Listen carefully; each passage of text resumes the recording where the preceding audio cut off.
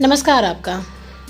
मैं मीनाक्षी शुक्ला अपने चैनल शब्दवेणी पर बहुत स्वागत करती हूँ आप सभी का। कैसे हैं आप सब? और गुजरात केम छो? मज़ा माना? शायद मैंने अच्छी गुजराती बोली है थोड़ी सी, और नहीं भी बोली हुई तो आप लोग तारीफ कर देना। आती नहीं ना, और मेरी जाती नहीं। तो आज की रचना है गुजरात से, रोमी कपूर जी की। ये आते हैं अहमदाबाद से, तो थोड़ा गुजरातीपन तो होना ही चाहिए, है ना। और रोमी कपूर जी लिखते हैं आरके। अच्छा, इनके साथ मेरा एक ना बड़ा ही दिलचस्प सा वाकया रहा है। मैं सुनाऊंगी, सुनना तो पड़ेगा ही आपको। तो हुआ ये कि लॉकडाउन का समय चल रहा था और सोशल प्लेटफॉर्म पे हम लोग लिखते हैं, तो वहीं पे हमारी पहली बार इनसे मुलाकात हुई। कुछ दोहा लेखन प्रतियोगिता सी चल रही थी, और दोहा लेखन में तो पता ही है मात्रा, भार, यति, इन सब का कितना होता है ना। तो हमने लिखा, इन्होंने भी लिखा। इन्होंने जो लिखा वो पढ़ के हंसी ही आई। इन्होंने बहुत अच्छा ही हमें फीडबैक दिया था। ऐसा फीडबैक था ना, और ध्यान तो नहीं आ रहा, पर हंसी बहुत आई। मतलब पूरा दोहा का ना पता नहीं क्या ही दोहाबली बना दी इन्होंने।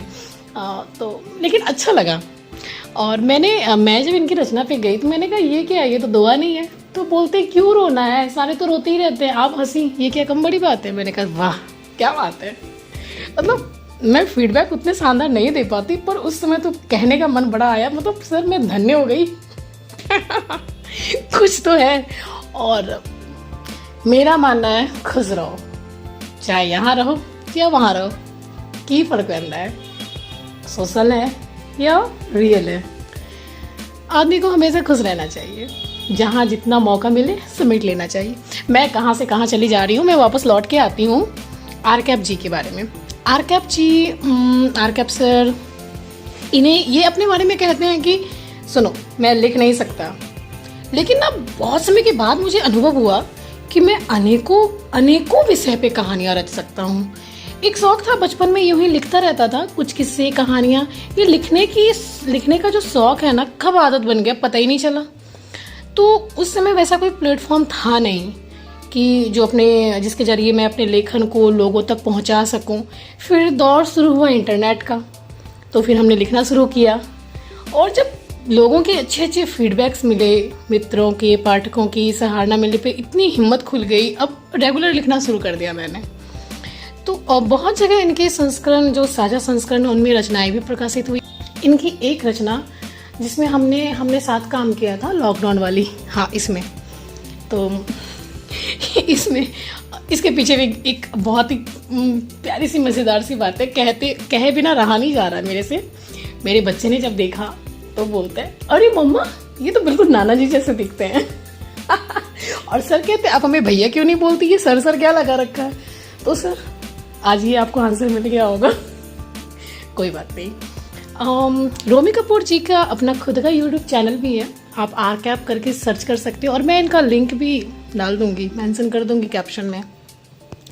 तो दुनिया में अनेकों गम है, दुख है, दर्द है, हंसाने वाले लोग बड़े कम मिलते हैं। आप इनसे मिलिए, ये है रोमी कपूर जी, ये हंसाते बहुत हैं। तो आज मैं इनकी जो रचना है, इनकी आवाज़ में भी सुनवाऊंगी एक रचना, लेकिन सर का था कि मैं इनकी कोई रचना अपनी आवाज़ में ज़रूर करूं। तो एक रचना है जो मैं करूंगी अभी अपनी आवाज़ में। ये हास्य तो बिल्कुल नहीं है, थोड़ा सीरियस है, पर मैंने जब इसे पढ़ा था ना, तो मेरे जहन में वो तब से था कि पता नहीं क्यों अब तक है। तो चलिए सुनाती हूँ मैं आपको। रचना का शीर्षक है कल भगवान आए मेरे घर। मैं थोड़ी भूमिका बांध दूँ, आपको समझने में आसानी रहेगी। एक जोड़ा होता है, फिर आगे बिछड़ जाता है। चलिए, मैं हैरान हो उन्हें देखता ही रह गया। कल भगवान आए मेरे घर, मैं हैरान हो उन्हें देखता ही रह गया। मुझे यूं देखकर वो बोले, इतने हैरान क्यों हो? मुझे देखकर परेशान क्यों हो? मैं बोला, भगवान क्या ये आप ही हैं या कोई बहरूपिया? भगवान बोले, तुम्हारे घर का दरवाजा तो बंद है, बंद घर में घुस जाए, किसी में क्या दम है? प्रभु मैं कैसे आपका स्वागत करूं? शहर सारे बंद, बंद सारे गांव हैं। वो बोले, पगले मैं सिर्फ तेरे पास आया हूँ, तो ये तेरे भाव हैं। कहते हुए वो जमीन पर ही बैठ गए। मैं चिल्लाया, बोला, प्रभु क्यों मेरे सर पाप चढ़ाते हैं? बिन आसन ही जमीन पर बैठ जाते हैं। वो कुछ बोले नहीं, बस मुस्कुराए। मैं हाथ जोड़े खड़ा रहा। वो बोले, बैठ बैठ तू भी यहाँ। मैं भी उनके सामने बैठ गया। कुछ रुक कर मैं झिझकते हुए बोला, भगवान एक बात पूछनी है। वो मुस्कुराते हुए बोले, मैं जानता हूँ। वो खुश है पर तुझे याद करती है, हरदम तेरे लिए प्रार्थना करती है।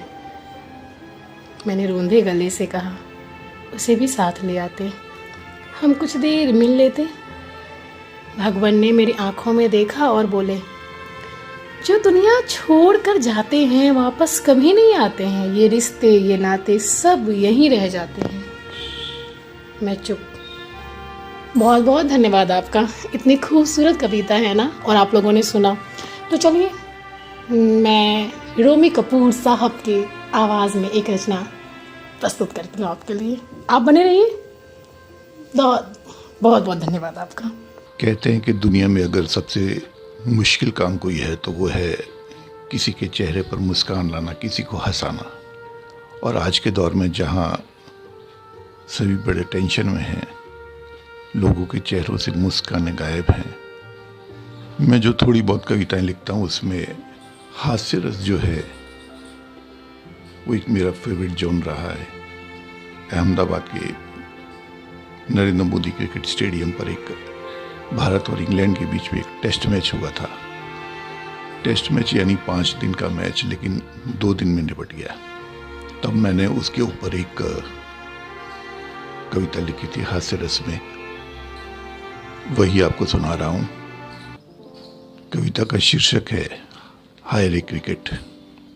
5 दिन के पैसे लेकर 2 दिन में निपटा बैठे। 5 दिन के पैसे लेकर 2 दिन में निपटा बैठे। क्रेडिट मिला ना रिफंड, हम भी धोखा खा बैठे। साथ वाली सीट पर बैठा फूलों का गुलदस्ता था। साथ वाली सीट पर बैठा फूलों का गुलदस्ता था। रोहित शर्मा के चौकों पर कितना वो हंसता था। सोचा काश किसी दिन ऐसे ही हम भी क्रिकेटर बन जाते।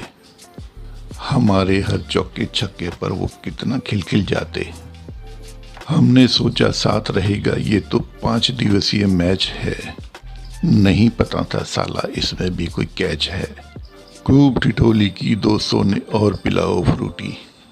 खूब ठिठोली की दोस्तों ने और पिलाओ फ्रूटी। सालों ने अच्छी तरह से हमारी इज्जत लूटी। अगली मैच में मुफ्त टिकट भी कोई दे तो ना ले। इससे अच्छा मस्ती से जाकर पिज़्ज़ा बर्गर खा लें।